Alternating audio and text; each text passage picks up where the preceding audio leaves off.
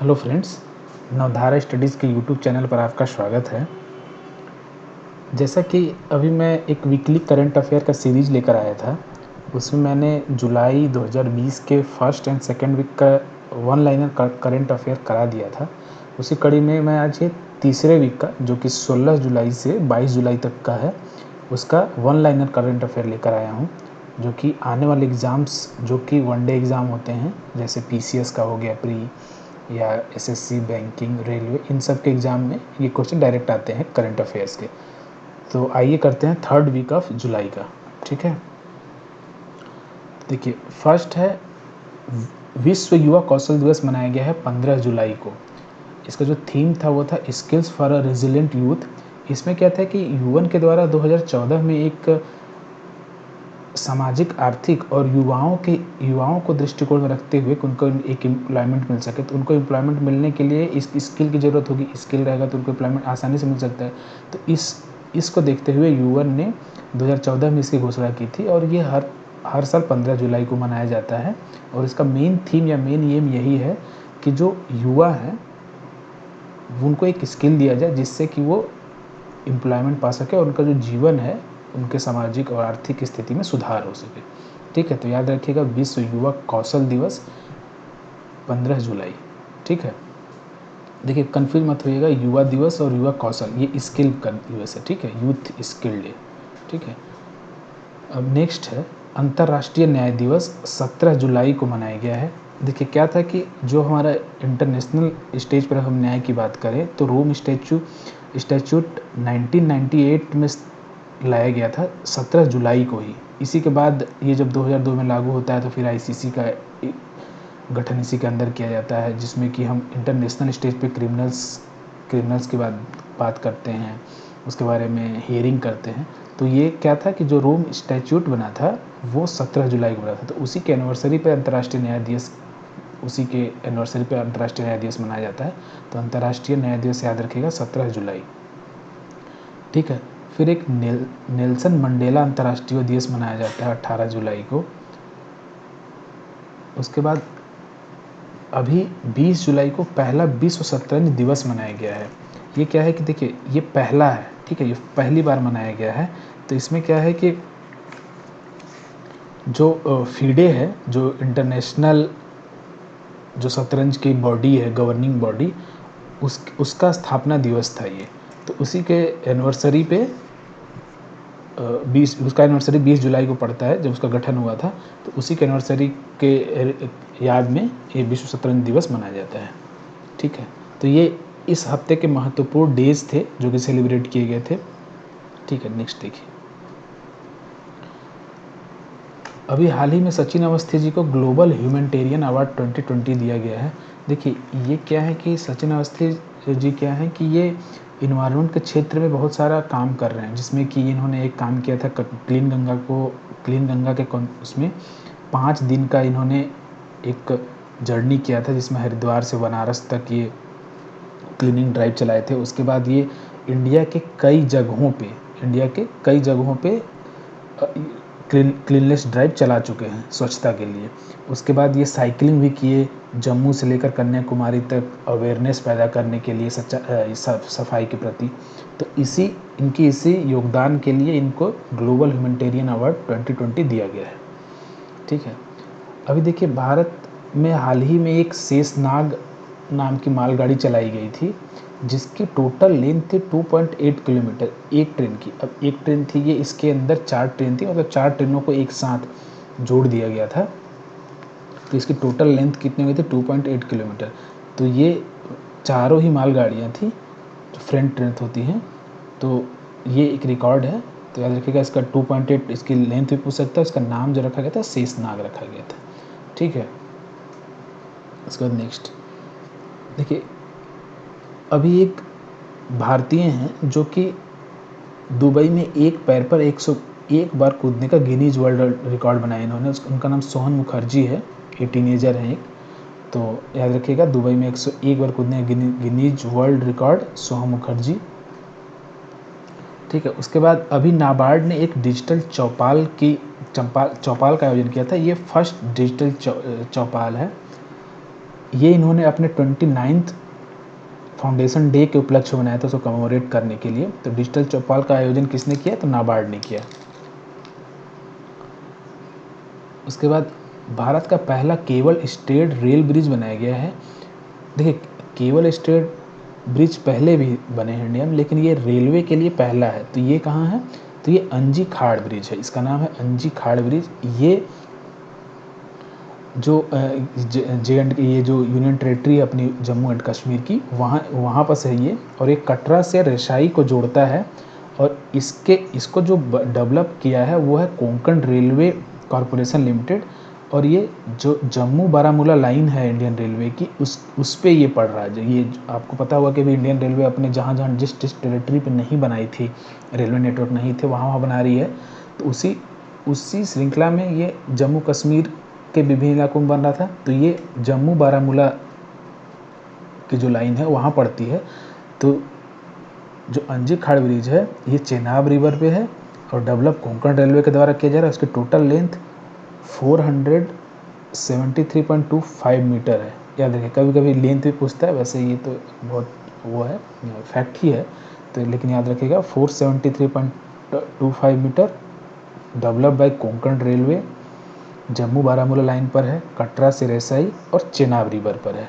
और इस ब्रिज का नाम है अंजी खाड़ ब्रिज। ठीक है। उसके बाद देखिए, अभी असम सरकार ने एक रिजर्व फॉरेस्ट को वन्य जीव अभ्यारण्य का दर्जा दिया है। तो वो पोब रिजर्व फॉरेस्ट है। ठीक है, पोब रिजर्व फॉरेस्ट अब वन्य जीव अभ्यारण्य के नाम से वन्य जीव अभ्यारण्य कैटेगरी में आ जाएगा। तो याद रखिएगा। अभी भारत का पहला पूर्ण contactless airport parking Hyderabad international airport बन गया है। इसमें क्या है, देखिए, कोविड-19 की सिचुएशन में इसकी और भी ज़्यादा डिमांड है कि सब चीज़ें कॉन्टैक्टलेस हो। तो इसी उसमें जो हैदराबाद इंटरनेशनल एयरपोर्ट है, वहाँ पर जो लोग आते हैं उनकी कार की पार्किंग और उनसे जो टोल कलेक्शन है, टोल कलेक्शन क्या होगा, टोटल ऑटोमेटिक कर दिया गया है, जिसमें कि वो RFID टेक्निक पर आधारित होगी। जिसमें कि जो ओनर्स हैं कार के या जिनको अपनी कार लेके जानी है, वो क्या करेंगे, अपना प्रीपेड अकाउंट रखेंगे और उनका जो नंबर होगा वो RFID टेक्निक से उनके गाड़ी पे लगा रहेगा। वो RFID टेक्निक से जो रिसीवर है टोल प्लाजा का, उसके थ्रू वो उनसे उनके प्रीपेड अकाउंट से पैसा ट्रांसफ़र हो जाएगा डायरेक्ट टोल अथॉरिटी के अकाउंट में। तो ये क्या हो जाएगा कि इससे क्या होगा कि किसी भी गाड़ी को, उसके मालिक को, ड्राइवर को किसी भी पर्सन के कांटेक्ट में नहीं आना पड़ेगा। ठीक है, तो आराम से सीमलेसली जा सकता है। अपना टोल पैसा भी जमा कर दिया, पार्किंग भी हुई, पार्किंग बाद वापस भी आ गया, कहीं किसी से कोई कांटेक्ट नहीं आया। ठीक है, तो याद रखिएगा, हैदराबाद इंटरनेशनल एयरपोर्ट बना है जो पूर्ण कॉन्टैक्टलेस एयरपोर्ट पार्किंग है इंडिया में। ठीक है। अभी ट्यूनीशिया के प्रधानमंत्री एलिस फाकफाक ने हाल ही में इस्तीफ़ा दे दिया है। इनके कार्यकाल बहुत कम दिनों का रहा, तो इन्होंने अचानक इस्तीफ़ा दे दिया है। तो ये पूछ सकता है कि एलिस फाकफाक किस देश के प्रधानमंत्री थे? तो ये ट्यूनीशिया से है। ट्यूनीशिया अफ्रीका की एक कंट्री है, नॉर्दर्न अफ्रीका की, तो याद रखिएगा। उसके बाद भारत ने अभी ओपन स्काई एग्रीमेंट किया है UAE के साथ। देखिए, ओपन स्काई एग्रीमेंट क्या है कि जो हमारी एयरलाइंस हैं, इन पे कई देशों के हिसाब से आप लगता है कि आप कितना एयरलाइंस ले जा सकते हैं, ला सकते हैं, कितने उड़ सकती हैं। लेकिन जब आप ओपन स्काई एग्रीमेंट कर लेते हैं, तो ये फिर आपको किसी अथॉरिटी से ऑथराइजेशन लेने की ज़रूरत नहीं कि आप कितने नंबर ऑफ़ प्लेन चलाना चाह रहे हैं, कि कंपनी कितना चलाना चाह रही है, तो आप कितना भी चला सकते हैं।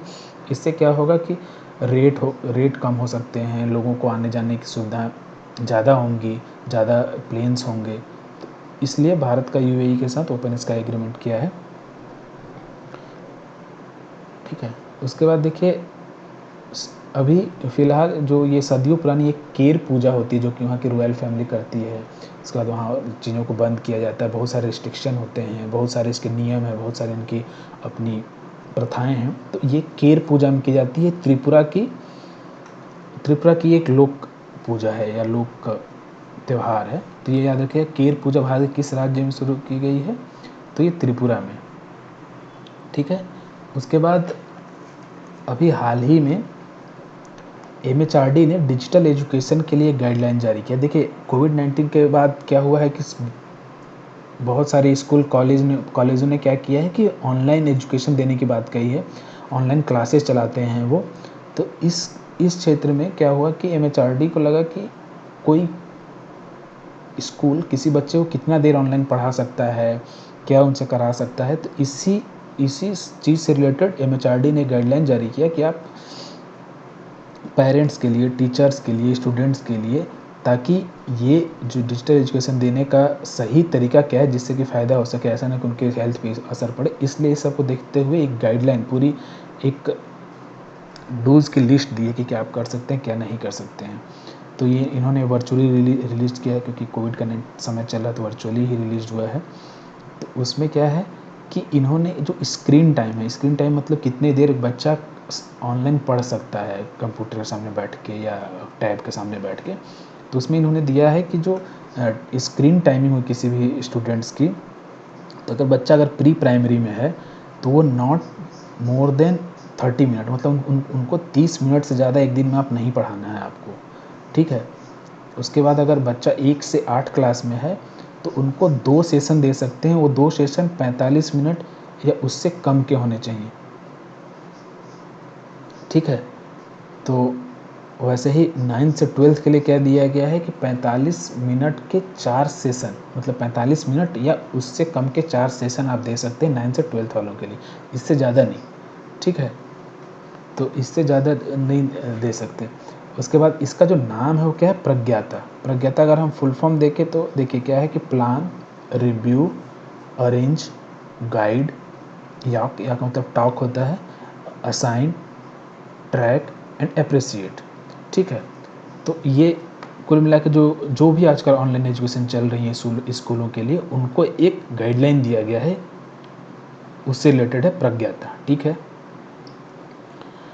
अब नेक्स्ट, अभी हाल ही में भारत और भूटान ने व्यापार के लिए एक नया ट्रेड रूट खोला है। वो ट्रेड रूट है जयगांव, वेस्ट बंगाल में, और अहले इनका एक इंडस्ट्रियल रीजन पड़ता है भूटान का, पसाखा इंडस्ट्रियल रीजन, वहाँ पास एक अहले जगह है। तो अहले टू जयगांव एक नया ट्रेड रूट खोला गया है, ताकि जो ट्रेड संभावनाएं हैं उसको और बढ़ाई जा सके। क्या था कि जो उनके रॉ मटेरियल्स थे, जो ये इस पसाखा इंडस्ट्रियल रीजन के, वो उनको घूम के जाना पड़ता था। तो अब ये ट्रेड रूट खोलने की वजह से क्या है कि जो भी रॉ मटेरियल गाड़ियाँ हैं वो डायरेक्ट जा सकती हैं, तो वो किसी भी मटेरियल की कीमत घट जाएगी। तो ये भारत और भूटान के बीच व्यापार रूट कहाँ खोला गया है, जयगांव जो कि वेस्ट बंगाल में है, और अहले जो कि भूटान में पड़ता है, उस जगह से खोला गया है। और अभी हाल ही में DRDO ने IL-76 विमान के लिए पूरी तरह से स्वदेशी P-7 हैवी ड्रॉप सिस्टम विकसित किया है। देखिए क्या है कि जैसे जब मिलिट्री के लिए क्या होता है कि अपने पूरे असला बारूद या इक्विपमेंट लेकर जाने के लिए एक हैवी व्हीकल चाहिए। अगर टेरेन मुश्किल है तो वहाँ व्हीकल्स जा नहीं सकती, तो आपको क्या होगा कि इतने वजन की जो असले बारूद हैं वो लेकर जाना होगा। तो इसके लिए क्या हुआ है कि DRDO ने एक डेवलप किया, जिसमें कि हम पैराशूट टेक्निक लगा करके जो हैवी मटेरियल्स हैं इनको एक जगह से दूसरी जगह आसानी से ड्रॉप करेंगे, ठीक है। तो जो इनकी जो कैपेसिटी है वो 7 टन की है, मतलब 7 टन तक के वजन का वेट हम इसके द्वारा ले जा सकते हैं आराम से। इस एयरक्राफ्ट से ले जाएंगे, फिर वहाँ जो उनकी लैंडिंग है वो पैराशूट के माध्यम से करा दी जाएगी, ठीक है। तो इससे जो क्या होगा कि जो मुश्किल टेरेन है, मतलब जहाँ परिस्थितियाँ बहुत विषम हैं, वहाँ इसका उपयोग आर्मी अच्छे से कर सकती है। उसका नेक्स्ट है, DCGI ने भारत की पहली पूर्ण रूप से विकसित न्यूमोकोकल पॉलीसैकेराइड कंजुगेट वैक्सीन को मंजूरी दी है। मतलब ये जो अपना ट्रायल फेज़ था उसको पूरी तरह 3 इंडिया में ट्रायल हुए थे, ट्रायल फेज़, उन तीनों ट्रायल फेज़ को पार करने के बाद जो DCGI है, जो अथॉरिटी हमारे यहाँ जो किसी ड्रग्स को ऑथराइज्ड करती है कि हाँ इसे मार्केट में लाया जा सकता है, तो उसने न्यूमोनिया रोग के लिए इस वैक्सीन को परमिशन दे दी है। जो हमारा drug controller general of India है वो अब निमोनिया के लिए इस वैक्सीन को अनुमति दे दिया है। अब ये कहीं भी उपयोग किया जा सकता है। तो तो ये क्या है कि देखिए 3 फेज़ का ट्रायल तो पूरा कर लिया, इससे पहले ये अफ्रीका में भी ट्रायल हुए थे, वहाँ का भी रिजल्ट आपके पास है। फिर उसके बाद 3 बार इंडिया में हुआ है और काफ़ी दिनों से ये चल रहा था। उसके बाद ये क्या है कि न्यूमोनिया कई तरीके का होता है, कई टाइप्स का होता है, इसका होने का तरीका फिर विकसित होने का तरीका। तो इसमें क्या है कि 23 टाइप के न्यूमोनिया से इंसान को बचाएगा। ठीक है, तो अब ये टीकाकरण होना शुरू हो जाएगा। नेक्स्ट देखिए, जो KVIC है, khadi and village industry commission, उसने पहला फुटवेयर प्रशिक्षण केंद्र खोला है दिल्ली में। देखिए ये प्रशिक्षण केंद्र है, क्या है कि फुटवेयर के इंडिया में बहुत इंडस्ट्रीज़ हैं, तो उस क्षेत्र में ट्रेनिंग देने के लिए एक इंस्टीट्यूट खोला गया है नई दिल्ली में। ठीक है, तो KVIC ने पहला, जो खादी विलेज हमारी जो कमीशन है, उसने फुटवेयर प्रशिक्षण केंद्र दिल्ली में खोला, मतलब फुटवेयर ट्रेनिंग सेंटर दिल्ली में।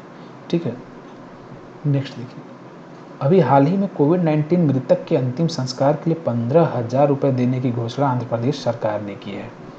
ठीक है, तो याद रखिएगा कि ये 15,000 रुपये, अगर कोई कोविड-19 की वजह से मरता है तो उसको 15,000 रुपये दिया जाएगा एक बार में, आंध्र प्रदेश सरकार की तरफ से। ठीक है, उसके बाद अभी छत्तीसगढ़ सरकार ने अपनी संस्कृति को बचाने, संजोने और बढ़ावा देने के लिए एक संस्कृति परिषद का गठन किया है। देखिए क्या था कि छत्तीसगढ़ को बने लगभग 20 साल हो गए। 20 साल होने के बाद क्या है कि इनकी जो संस्कृति, अपना कल्चर, अपना जो फोक है, उसकी रक्षा के लिए क्या था कि हर इंस्टीट्यूट अलग अलग थे।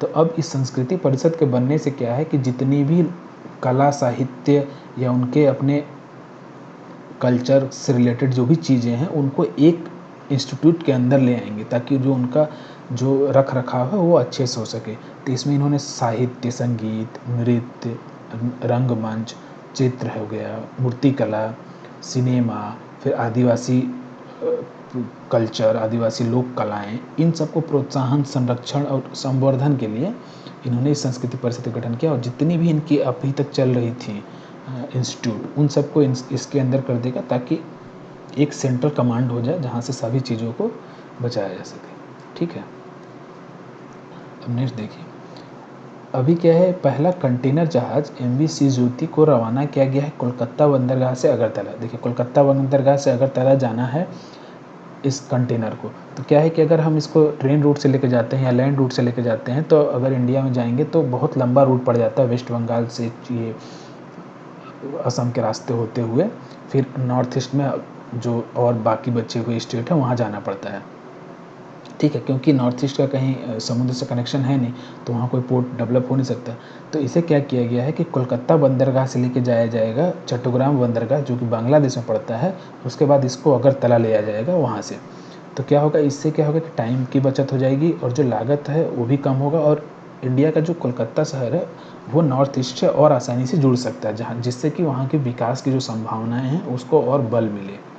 ठीक है, तो जो इंडिया बांग्लादेश का है, इससे क्या होगा कि एक तो मरीटाइन रिलेशन भी अच्छा होगा, और क्या है कि इंडिया ने ऑलरेडी चट्टग्राम और मंगला पोर्ट को साइन किया हुआ है कि हम इसका यूज़ करेंगे अपने नॉर्थ ईस्ट का जो हमारा स्टेट्स है, नॉर्थ ईस्ट के स्टेट में ट्रांसपोर्टेशन के लिए। ठीक है, अब नेक्स्ट देखिए, अभी CBSE ने 2020-2021 के लिए जो इनका सिलेबस है, उसमें हाई स्कूल के सिलेबस में उन्होंने आर्टिफिशियल इंटेलिजेंस, जो कृत्रिम बुद्धिमत्ता है, उसको शामिल करने के लिए IBM के साथ समझौता किया है। और फिर ये जो उनका आर्टिफिशियल इंटेलिजेंस का जो सिलेबस है वो डिफाइन करेंगे, फिर उसके बाद इसको इनकलकेट करेंगे स्कूल करिकुलम में। तो ये याद रखिएगा, आर्टिफिशियल इंटेलिजेंस जो कृत्रिम बुद्धिमत्ता है, आजकल इसका बहुत यूज़ है हर जगह। तो इस चीज़ को पाठ्यक्रम में लाना, हाई स्कूल के पाठ्यक्रम में CBSE लाना चाहती है, तो इसने IBM के साथ समझौता किया है इस चीज़ को। ठीक है, उसके बाद एक वैश्विक विनिर्माण जोखिम, जो कि ग्लोबल मैन्युफैक्चरिंग रिस्क इंडेक्स है, उसमें भारत को तीसरा स्थान मिला है। पहले स्थान पे देखिए चीन है, दूसरे पे USA है, भारत तीसरे स्थान पे है। ठीक है, अगर इसमें हम अलग अलग कैटेगरी में देखते हैं, तो कॉस्टिंग, जो कि लागत में हम देखें, तो चाइना नंबर 1 है कॉस्टिंग के हिसाब से, उसके बाद वियतनाम नंबर 2 पड़ता है और इंडिया नंबर 3 है। और अगर रिस्क देखें, अगर मैन्युफैक्चरिंग इंडस्ट्रीज़ के क्षेत्र में, तो रिस्क में कनाडा सबसे कम रिस्क कंट्री है, फिर USA है, और इस कैटेगरी में इंडिया 30 नंबर पर है। ठीक है, तो याद रखिएगा ग्लोबल मैन्युफैक्चरिंग रिस्क इंडेक्स सिर्फ पूछता है तो इंडिया 3rd नंबर पे, याद रखिएगा। अगर ग्लोबल मैन्युफैक्चरिंग रिस्क इंडेक्स पूछता है तो 3rd नंबर, 48 कंट्रियों में 3rd नंबर पे इंडिया है। लेकिन अगर कैटेगरी पूछता है तो कॉस्टिंग में आपको बता दिया इंडिया 3rd नंबर, रिस्क में इंडिया 30 नंबर, मतलब जोखिम में 30 नंबर है। ठीक है, उसके बाद एक वैश्विक कौशल सूचकांक है जिसको कॉर्सेरा द्वारा जारी किया गया है। इसमें क्या है कि इन्होंने कई प्रकार की अलग अलग इसने कैटेगराइज कर दिया, उस कैटेगराइज में इन्होंने रैंकिंग दिया है। तो इस कैटेगरी में पहला कैटेगरी हम देखें डाटा साइंस का, तो इसमें देखिए डाटा साइंस में पहला रसिया को दिया है, फिर स्विट्जरलैंड को दिया है, इंडिया की पोजीशन 51। फिर वैसे ही अगर हम बिजनेस डोमेन को देखते हैं तो बिजनेस डोमेन में क्या है कि पहला स्विट्जरलैंड, दूसरा ऑस्ट्रिया और 34th नंबर पे इंडिया है। ठीक है, और अगर हम टेक्नोलॉजी डोमेन की बात करते हैं अगर स्किल में, तो टेक्नोलॉजी डोमेन में फिर again Russia number 1, Belarus number 2 और 40 नंबर पे इंडिया है। ठीक है, तो ग्लोबल स्किल इंडेक्स ने कैटेगराइज किया है अपने सेक्टर्स को, कैटेगराइज करने के बाद रैंकिंग दी है। ठीक है, तो इस रैंकिंग में याद रखिए। उसके बाद देखिए अभी L&T टेक्नोलॉजी सर्विसेज है, उसने 100% हिस्सेदारी खरीद ली है अमेरिका की आर्केस्ट्रा टेक्नोलॉजी को 187 करोड़ में। ठीक है, पैसा हो सकता है ना पूछे, लेकिन ये पूछ सकता है किसका अधिग्रहण किया है, तो याद रखिएगा आर्केस्ट्रा टेक्नोलॉजी का अधिग्रहण किया और ये 100% हिस्सेदारी है। देखिए मालिक तो आप थोड़े कम शेयर लेके भी हो सकते हैं, लेकिन ये पूरी हिस्सेदारी इन्होंने L&T टेक्नोलॉजी सर्विसेज ने ले ली है टेक की। ठीक है, नेक्स्ट देखिए अभी हाल ही में स्मृति वन का उद्घाटन किया गया है उत्तराखंड के मुख्यमंत्री के द्वारा किया गया है। इसमें क्या है कि जो उत्तराखंड में एक हरेला फेस्टिवल पड़ता है जिसको डे ऑफ ग्रीन भी कहा जाता है, एक तरह से जो ऑनसेट ऑफ मानसून है उस दिन मनाया जाता है इसको। उसी दिवस पे उत्तराखंड के मुख्यमंत्री ने स्मृति वन का उद्घाटन किया है उत्तराखंड में। और इसमें क्या किया है कि जो पेड़ पौधे लगाने हैं, सिर्फ लगाने ही नहीं, इनकी देखभाल करनी है, इनका रख रखाव करना है। देखिए क्या होता है कई बार कि आप देखे होंगे कि शो के लिए लगा तो दिया जाता है पेड़ पौधे, लेकिन उसके रख रखाव के लिए कोई काम नहीं। लेकिन इस पर यह कहा गया कि रख रखाव पे भी आपकी जिम्मेदारी है, आप उसको रख रखाव भी करें। ठीक है, तभी कोई फ़ायदा, वरना लगा के अगले साल ख़त्म हो जाए तो कोई फ़ायदा है नहीं उसमें। ठीक है, अब देखिए उत्तराखंड सरकार ने ही वेस्ट टू एनर्जी नामक एक पहल की घोषणा की है। इसमें क्या करेंगे कि जो टाउन के वेस्ट हैं, जो टाउन के सॉलिड वेस्ट हैं, उनको ये कन्वर्ट करेंगे इलेक्ट्रिसिटी में।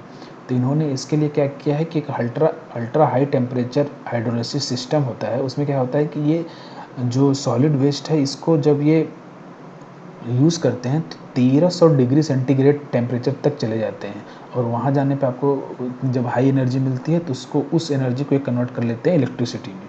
ठीक है, अब इस इलेक्ट्रिसिटी को ये फिर अपने ग्रिड से जोड़ देंगे, और उत्तराखंड का जो ग्रिड डिपार्टमेंट है या जो इलेक्ट्रिसिटी बोर्ड है उसने कहा है कि इस वो इलेक्ट्रिसिटी को खरीद लेंगे और फिर आगे ट्रांसफ़र कर देंगे। ठीक है, देखिए नेक्स्ट, जैसा मैं बता रहा था कि रेलवे के द्वारा अभी कई विषम परिस्थितियाँ जहाँ अभी तक रेलवे नहीं पहुँची वहाँ काम चल रहा है, जिसमें जम्मू कश्मीर था। उस क्रम में देखिए कि इंडिया के नॉर्थ ईस्ट के कई स्टेटों में अभी रेलवे नेटवर्क नहीं था, लेकिन अभी इंडियन रेलवे ने एक लक्ष्य रखा है कि 2023 तक नॉर्थ ईस्ट के सभी, याद रखिए नॉर्थ ईस्ट के सभी राजधानियों को रेल नेटवर्क के माध्यम से जोड़ दिया जाएगा। ठीक है, इसमें क्या है कि मार्च 2022 में बहुत सारे उसको उनकी राजधानी को जोड़ा जा रहा है। उसके बाद मार्च 2023 तक नॉर्थ ईस्ट की जितनी बची हुई राजधानियां हैं उनको जोड़ दिया जाएगा। ठीक है, तो 2023 तक नॉर्थ ईस्ट के मतलब जो भी 7 स्टेट हैं, कई जगह तो हैं, कई जगह जहाँ नहीं है वहाँ सब जगह जोड़ दिया जाएगा। इसका मतलब कि आप किसी भी नॉर्थ ईस्ट के स्टेट में आपको जाना है तो 2023 के बाद आपको रेलवे नेटवर्क मिलेगा, अभी नहीं है।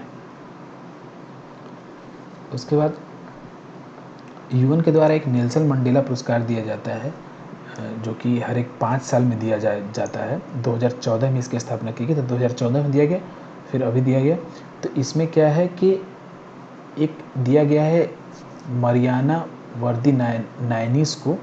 इनमें क्या है कि ये कैंसर से जो पीड़ित रहते हैं उनको बच्चों के कल्याण के लिए ये बहुत सारा मदद करती हैं, बहुत सारा एक अवेयरनेस प्रोग्राम चलाती है, ग्रीस के रहने वाले हैं। तो एक इनको दिया गया है नेल्सन मंडेला पुरस्कार, एक दिया गया है मोरिसाना कोएते को, ये हैं गिनी के, और ये इन्होंने अफ्रीका में महिला जननांग की जो विकृति है उसके खिलाफ और उससे महिलाओं को बचाने के लिए कैंपेन चलाया है, उसके खिलाफ आवाज़ उठाई है। तो इसलिए इस क्षेत्र में काम करने के लिए मोरिसाना कोएते को नेल्सन मंडेला 2020 का पुरस्कार दिया गया है। ठीक है, ये पुरस्कार उन लोगों को दिया जाता है जो कि समाज में सामाजिक उत्थान, लोगों को अच्छी लाइफ, अच्छी सुख सुविधा देने के क्षेत्र में एक काम करते हैं, अवेयरनेस प्रोग्राम या किस तरह का NGO का थ्रू वर्क, उस क्षेत्र में काम करने के लिए नेल्सन मंडेला पुरस्कार दिया जाता है। ठीक है, इसके बाद देखिए, हाल ही में जल शक्ति मंत्रालय के द्वारा वाटर हीरोज का अवार्ड दिया गया है। ये पाने वाले हैं कौन है, तो ओंगोले सब डिवीज़न जो है दक्षिण मध्य रेलवे का, इस ऑफिस को मिला है वाटर हीरोज अवार्ड का। ये वाटर कंजर्वेशन के फील्ड में अच्छा काम करने के लिए दिया गया है जल शक्ति मंत्रालय के द्वारा। ठीक है, उसके बाद हल्दी अनुसंधान संस्थान की स्थापना की जाएगी तमिलनाडु में। देखिए, तमिलनाडु क्षेत्र में, उस क्षेत्र में हल्दी का बहुत ज़्यादा उत्पादन होता है, तो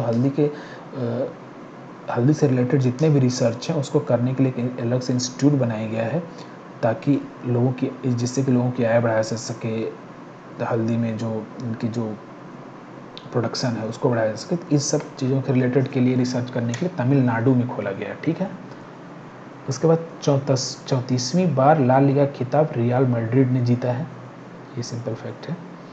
उसके बाद देखिए, विश्व बैंक ने देशों का वर्गीकरण किया है अर्थव्यवस्था के आधार पर। अर्थव्यवस्था क्या है, मतलब पर कैपिटा इनकम के हिसाब से ये वर्गीकरण करते हैं। ये 4 तरह के कंट्रियों को 4 तरह के वर्ग में बांटते हैं, जिसमें एक लो आता है, फिर लो मिडिल, फिर अपर मिडिल, फिर हायर इनकम ग्रुप आती है।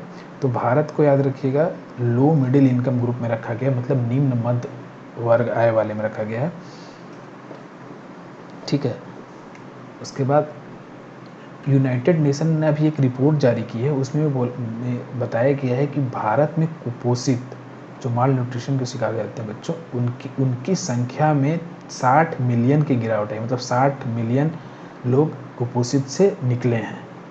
ठीक है, अभी हाल ही में बांग्लादेश ने अपने यहाँ मुफ्त इंटरनेट सेवाओं पर प्रतिबंध लगा दिया है। ठीक है, तो अगर पूछ सकता है मुफ्त इंटरनेट सेवाओं पर प्रतिबंध लगाने वाला देश, तो इसका आंसर हो जाएगा बांग्लादेश। और इसके बाद अभी UAE ने अपना पहला मार्स मिशन लॉन्च किया। देखिए, अरब कंट्री का ये पहला, किसी भी अरब कंट्री का जो भी कंट्रियाँ उस रीजन में, उसमें पहला कंट्री UAE बना है जिसने मार्स मिशन लॉन्च किया है। ये जापान की सहायता से उन्होंने लॉन्च किया है। ठीक है, तो साइंस एंड टेक के क्षेत्र में अरब जगत के लिए बहुत बड़ा उपलब्धि है, तो याद रखिएगा। उसके बाद एक नवीन रोजगार छतरी योजना शुरू की गई है उत्तर प्रदेश सरकार के द्वारा। इसमें क्या है कि ये SC के सर्वांगीण विकास के लिए ये योजना है, और इसमें क्या क्या है, जो पंडित दीनदयाल उपाध्याय स्वरोजगार योजना के लाभार्थी हैं उनको ये जो योजना है इसके अंतर्गत उनको ही फायदा दिया जाएगा, और जिससे कि उनका जो सर्वांगीण विकास, मतलब होलिस्टिक अप्रोच में जो उनका डेवलपमेंट है वो हो सके। याद रखिएगा, SC स्पेसिफिक ये योजना है, नाम है नवीन रोजगार छतरी योजना, उत्तर प्रदेश सरकार। ठीक है, उसके बाद हंगरी ग्रां प्री 2020 लुइस हैमिल्टन ने जीता है। ठीक है, याद रखिएगा, ऑस्ट्रिया पिछले हफ्ते हुआ था ऑस्ट्रिया, उसके बाद ऑस्ट्रिया में 2 ग्रां प्री हुए थे, उसके बगल में हंगरी कंट्री है, वहाँ हुए हैं। तो 2020 हंगरी ग्रां प्री जीता है लुइस हैमिल्टन ने।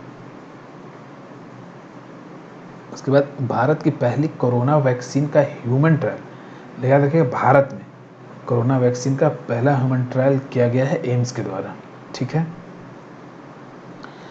उसके बाद नेक्स्ट देखिए, हाल ही में बिजली लाइनों और ट्रांसमिशन टावरों का निरीक्षण करने के लिए ड्रोन का उपयोग करने वाला पहला राज्य बना है महाराष्ट्र। देखिए, इसमें क्या है कि जो बिजली लाइन्स होती हैं और ट्रांसमिशन टावर होते हैं, जो बड़े बड़े टावर होते हैं, और ये जो लाइन है, इसमें कई तरह के प्रॉब्लम्स आते हैं, उनको देखभाल के लिए, जैसे कई जगह से बिजली चोरी होती है, कई जगह तार कट जाते हैं, कई जगह तार कट के चोरी का सीन आता है।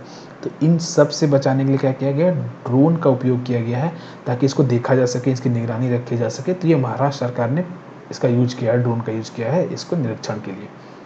ठीक है, उसके बाद अभी हाल ही में भारत और अमेरिका के बीच में एक नौसेना अभ्यास किया गया है, पासेक्स नाम का, मतलब पैसेज एक्सचेंज करके पैसेज एक्सरसाइज है। तो इसमें क्या है कि इंडिया की कई कैरियर गई थी और यूएसए की निमिट्स नाम की कैरियर आई थी। तो इन्होंने ड्रिल किया और अभ्यास किया ताकि अगर युद्ध का सामना करना पड़ता है देश को, तो वो रेडीनेस अपना चेक करते हैं, रेडीनेस चेक करते हैं, अपने मारक क्षमता चेक करते हैं, स्ट्रेटेजी चेक करते हैं। तो उस क्षेत्र में इंडिया और यूएस ने पैसेज मतलब पैसेज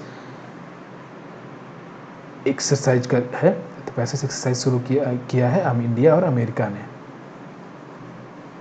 ठीक है।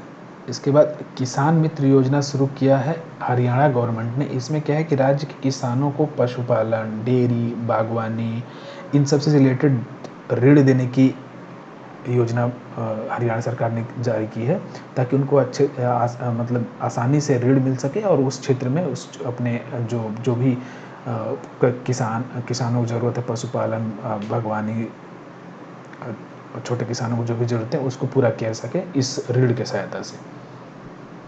ठीक है।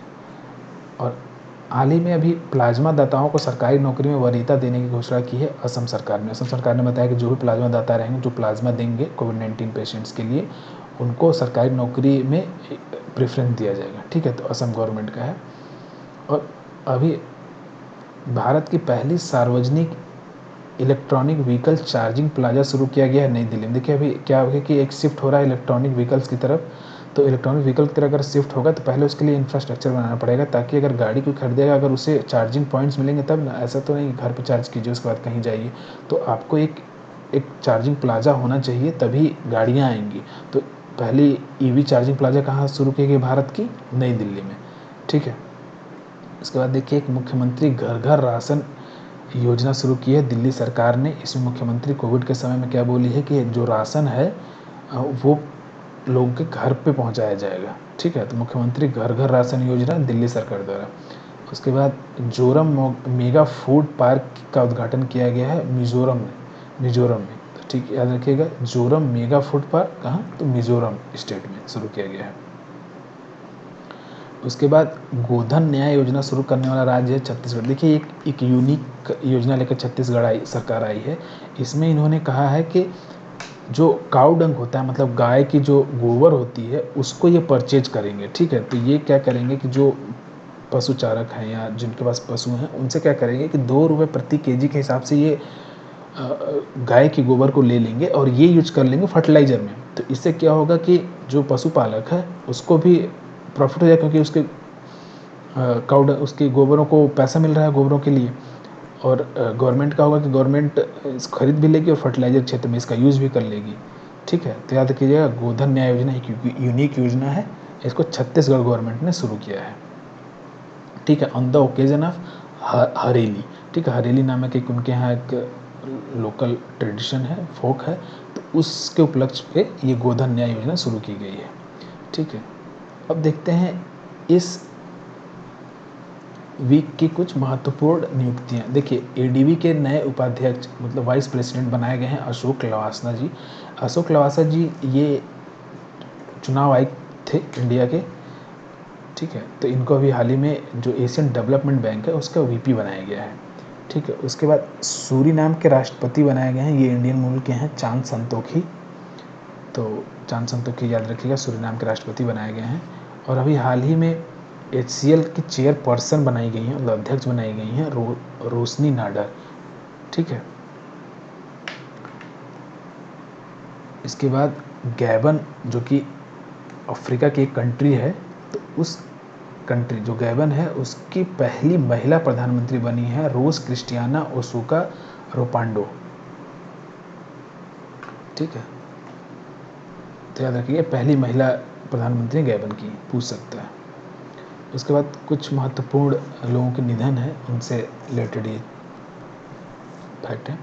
नीला सत्यनारायण जी का डेथ हो गया है, ये महाराष्ट्र की पहली महिला चुनाव आयुक्त थी।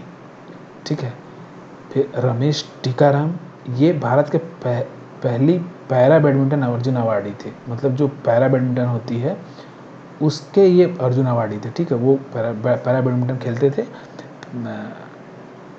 उसमें इनको अर्जुन अवार्ड मिला था, इनका अभी हाल ही में निधन हो गया। तो रमेश टीकाराम याद रखिएगा। फिर बैरी जर्मन, ये क्रिकेट से रिलेटेड थे, इनका हाल ही में निधन हो गया है।